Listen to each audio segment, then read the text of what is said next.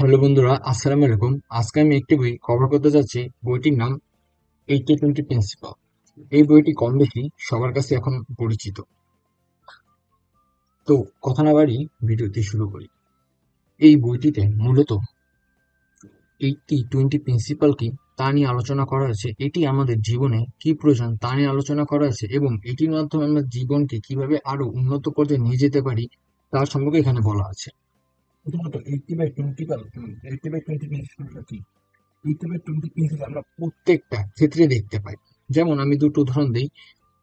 এই ধরেন একটি শহরে বা একটি দেশে যতগুলো ক্রাইম হয়, ধরেন 80% ধরনের ক্রাইম মাত্র 20% ধরনের মানুষ করে থাকে। আবার ধরেন রাস্তায় 80% অ্যাক্সিডেন্ট মাত্র 20% লোকেরাই ঘটিয়ে থাকে। আবার 80% ডিভোর্স মাত্র 20% লোকেরাই দেয়। এরকম আপনি যে কোনো ক্ষেত্রে দেখতে পারবেন। আপনি নিজের পড়াশোনার ক্ষেত্রে দেখবেন, খেলাধুলার ক্ষেত্রে দেখতে পারবেন, আপনি ইন্টারেস্টের ক্ষেত্রে দেখতে পারবেন। এটা সব জায়গায় চলে। এখন কথা হচ্ছে আমরা কিভাবে 80/20 প্রিন্সিপাল মাধ্যমে আমাদের জীবনকে উন্নত করতে পারি। এখানে 80/20 দ্বারা সকল খারাপ কাজ বা অকার্যকর কাজ যেটা আমাদের জীবনকে তত উন্নত করবে না যত আমরা চাচ্ছি, সেসব কাজকে বোঝানো হয়েছে এবং 20% কাজ আমাদের মোস্ট ইম্পর্টেন্ট টাস্কগুলোকে বোঝানো হয়েছে প্রতিদিনে। তাই এখানে সবথেকে সহজ এবং সুন্দরভাবে বলা আছে, আমাদের উচিত প্রতিদিন সেই 20% কাজে ফোকাস করা, 80% কাজকে দূরে সরিয়ে রেখে। এর ফলে আমরা 20% কাজের মাধ্যমে অনেক সামনে এবং দূরে চলে যেতে পারি, শুধু 20% কাজ করি। হ্যাঁ, এমন না যে আমরা 80% কাজে মনোযোগ দিব না, বাট আমাদের প্রতিদিনের লক্ষ্য থেকে সে 20% কাজ সম্পন্ন করা। এখন আপনি প্রশ্ন হচ্ছে, আমরা কিভাবে 20% কাজ বুঝবো যে আমাদের এটা 20% মোস্ট ইম্পর্টেন্ট টাস্ক। এর জন্য আপনার প্রতিদিন আপনার এটি ডেইলি রুটিন তৈরি করতে হবে। যেমন 1, 2, 3, 4 এভাবে আপনি 10টা কাজ বলেন, আপনি আজকে দিনে 10টা করবেন।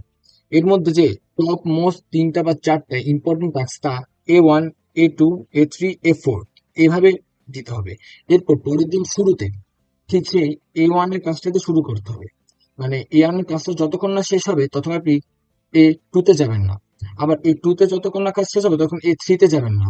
এবার A4 এ যতক্ষণ না কাজ শেষ হবে আপনি ততক্ষণ পরের পরের কাজে যাবেন না। পরের কাজগুলো আবার B1, B2 এভাবে দিয়ে যেতে করবেন। আর এখানে যদি আপনি B2 বি ক্যাটাগরিতে আপনি 3টা বা 4টা পয়েন্ট দিতে পারেন এবং C1, C2 তে আপনি এমন কাজ রাখবেন যেগুলো আপনার জীবনে খুব খারাপ প্রভাব ফেলেছে। যেমন আপনি সোশ্যাল মিডিয়া ইউজ করা, অকারণে টায়ার্ড না থাকা অবস্থায় ঘুমানো, কোনো ন্যাপ না নেওয়া বা অতিরিক্ত সময় জায়গা, এগুলো সাধারণত সি ক্যাটাগরির মধ্যে পড়ে। তো আমি মূলত বুঝেছি 20% কাজ মতো এর মধ্যেই থাকবে, এর বেশি কোথাও যাবে না। আর এটি 20% কাজ ঠিক করে আরেকটা সহজ উপায় হলো সব থেকে কঠিন কাজগুলো আপনার দিনের আগে করা, যাতে আপনার পরবর্তী সময় আপনার এনার্জি থেকে আপনি ছোট ছোট কাজগুলো একটু একটু একটু ডিস্ট্রাকশন হলেও করতে পারেন। আর এই 20% কাজ করার মাধ্যমে কিন্তু আপনি অবশ্যই আপনার জীবনে একটি খুবই গুরুত্বপূর্ণ পরিবর্তন দেখতে পারবেন।